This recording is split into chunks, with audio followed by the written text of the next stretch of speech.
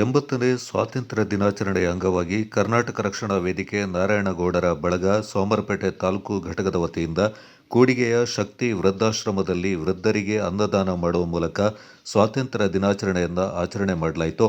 ಈ ಸಂದರ್ಭ ತಾಲೂಕು ಅಧ್ಯಕ್ಷ ಸಂತೋಷ್, ಯುವ ಘಟಕದ ಅಧ್ಯಕ್ಷ ವೆಂಕಟೇಶ್, ಮಹಿಳಾ ಘಟಕದ ಅಧ್ಯಕ್ಷೆ ಆಶಾ ಮತ್ತಿತರ ಪ್ರಮುಖರು ಪಾಲ್ಗೊಂಡಿದ್ದರು.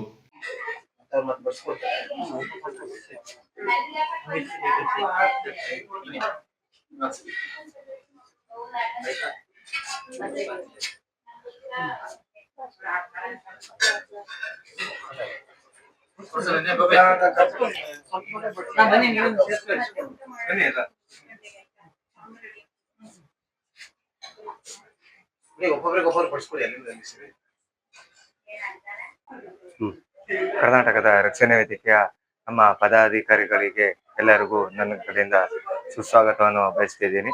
ನಾವು ಇಲ್ಲಿಗೆ ಬಂದಿರೋದು ಇವತ್ತಿನ 80ನೇ ವರ್ಷದ ಸ್ವಾತಂತ್ರ್ಯ ದಿನದಿಂದ ಬಂದು ನಾವು ಇಲ್ಲಿ ಅನ್ನದಾನವನ್ನು ನಮ್ಮ ವೃದ್ಧಾಶ್ರಮಕ್ಕೆ ನಿರ್ವಹಿಸ್ತಿದ್ವಿ. ಅದಕ್ಕೋಸ್ಕರ